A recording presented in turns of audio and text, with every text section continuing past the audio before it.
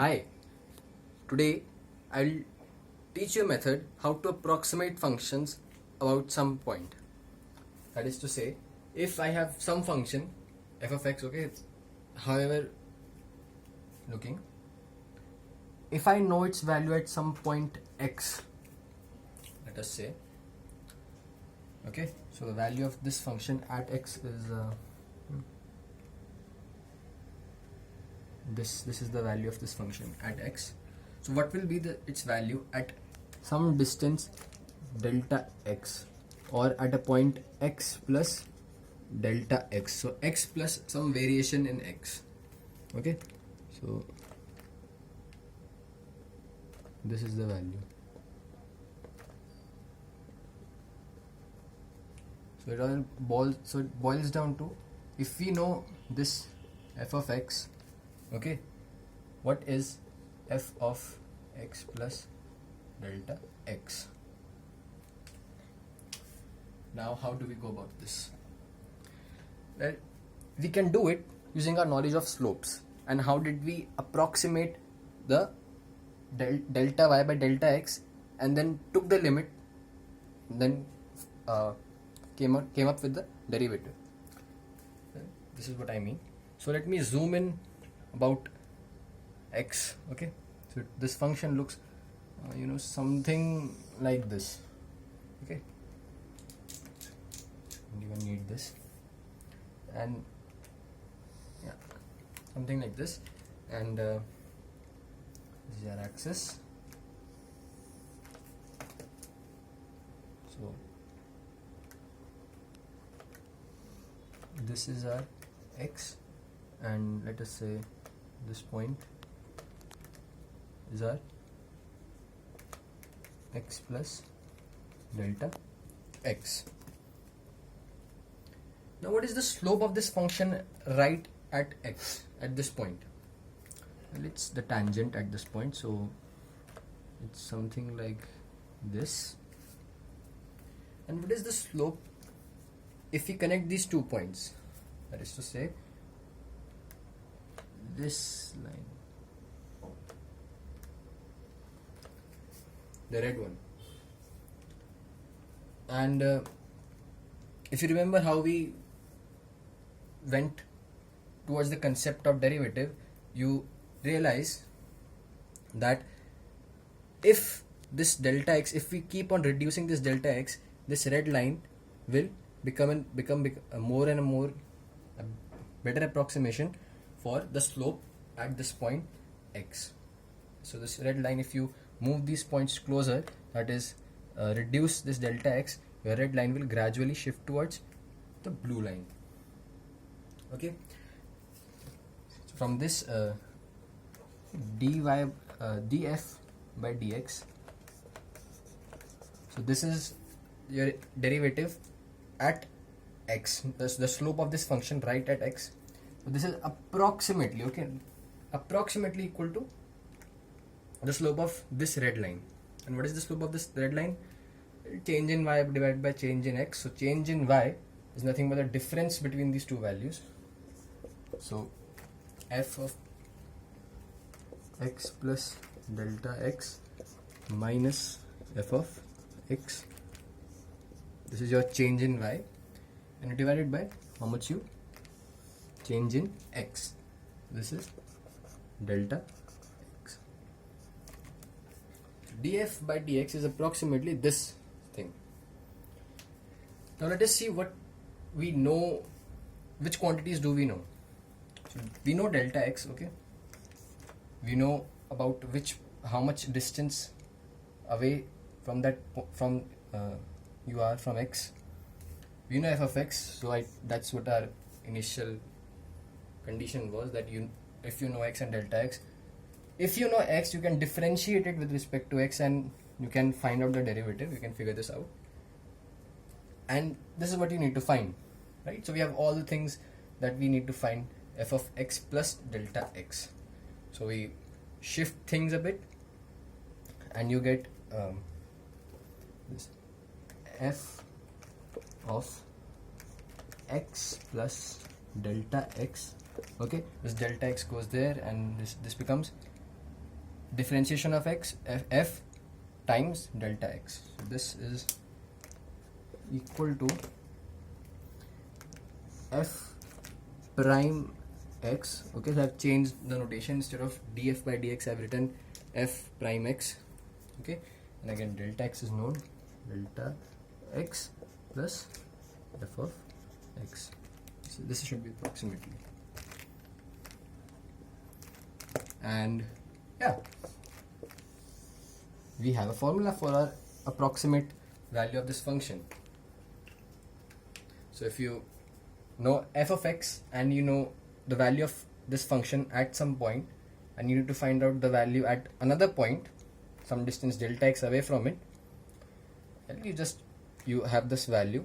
Okay, first of all save it, and then calculate this df by dx, okay, or f prime of x, and then put that value in here, multiply it with delta x, and then add these two, so you get the approximate value of f of x plus delta x.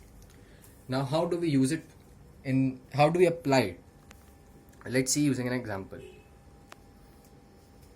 So we need to evaluate the root of something which is weird looking, 36.05. Now how do we go about this? We'll first identify that this root can be represented as f of x equal to root x. Alright, and we put 36.05 in this function to get its value. Okay, so first I'm going to write down the formula. F of x plus delta x is approximately f prime x delta x plus f of x. Okay, so the trick here is to break this 36.5 into two parts, delta x and x, such that we know the value of f of x. Okay, so f of x is root x. Okay, so we break 36.05 in such a way that you know one of the roots. So we say, okay, f of 36 plus 0.5 is equal to f prime at 36 times the delta x is 0.05 plus f of 36. Now what is f prime of x? So first we'll find out f prime of x, and then we'll put 36 in there. So f x is x to the power 1 by 2. That is what root x means. Now we need to find df by dx of x to the 1 by 2. Now use this property, d by dx of x to the n is n x to the n minus 1. So here n is 1 by 2. So 1 by 2 pops out, leaving us with x to the 1 by 2 minus 1. This is x to the minus 1 by 2, or 1 by 2 root x. Okay, so this is your f prime x is 1 upon 2 root x, and just put 36 in there. Okay, so we get 1 by, so f prime of 36 is 1 by 2 root 36, which is 6, so we get 1 by 12. And now it's just a matter of some basic algebra. This gives 1 by 12 into 0.05, so 5 divided by 100, plus f of 36. F is root x, so root 36, and we know this is 6 plus 6. This is your approximate value for f of x. Let us simplify this a bit. So this is 1 by 20, so this is 1 by 240 plus 6, and let's evaluate 1 by 240, so 240 Okay, two decimals will be enough. So 4 960 40 0 and 1, so 240, and you're left with 160. So 1 by 240 is roughly 0.0041 plus 6, which is equal to 6.0041. So root of 36.05, we figured out from our calculations, is 6.0041. Now what is the exact value? Let us see. So I open up my calculator, okay, and let me input root of 36.05. Oh, that's nice. It is, this exact value is 6.004141. That's correct. 65 and then goes on. That is a very nice approximation that we have made. Now let us do another example to demonstrate this even better. Find the change in volume of a sphere as its radius is increased from 20 centimeter to 20.1 centimeter. And this is taken from the book Concepts of Physics. Okay, it's a very nice example. So first of all, let us identify a function.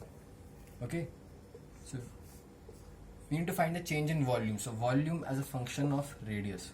Okay, it is 4 by 3 pi r cube. Okay, so give you the radius, you will get a volume. Okay, and your r is 20 centimeter. Okay, and you need to increase it from 20 to 20.1.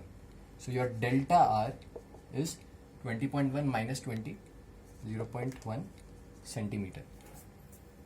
Okay, and we need to find the change in volume, which means your final volume, is V of r plus delta r. Okay, your initial radius, which is 20, plus your increased radius, minus V of r, your initial radius. Okay, so what is V of r plus delta r? This is approximately, we'll be using an approximation. So this is derivative of volume with respect to r times delta r plus V of r. Okay, and this is this part, and so V of r and V of r cancel out. So this is V dash r times delta r. Okay, so we need to evaluate this thing. So what is derivative of your volume with respect to your radius? The rate of change of volume with respect to radius. And let's see, V is equal to 4 by 3 pi r cube, we know this. So dV by dr is d by dr of 4 by 3 pi r cube. So 4 by 3 pi is a constant, it just goes out of the derivative, and we are left with d by dr r cube. Now you should be familiar with x to the nth derivative formula till now. So let me write this down once again. D by dx x to the n is n x to the n minus 1, and here everything is the same, it's just that your x is replaced with r. So d by dr of r cube is this quantity, is your 3 comes out, you're left with r to the 3 minus 1, which is 2. So this is 3r square. Okay, so which from this we get dV by dr is 4 by 3 pi into 3r square, which is 4 pi r square. Now this 4 pi r square, okay, 4 pi r square, this looks familiar, doesn't it? Well, of course it does. It is the surface area of a sphere, and this relation is no coincidence.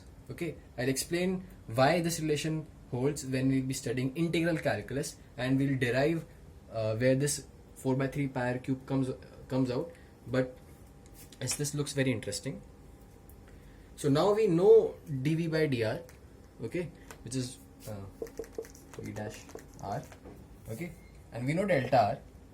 So we just put in values of r equal to 20 centimeter, r is equal to 0.1 centimeter. Okay, so let me erase this stuff. So v dash is 4 pi r square, r is 20, so 20 square, okay, times delta r 0.1, the units are centimeter square, centimeter, which gives you the final units as centimeter cube. Okay, from this you get 4 pi, I am leaving pi as it is in the calculations, 400 times 1 by 10. Okay, so 1 0 and 0 cancels out, and we are left with 160 pi centimeter cube.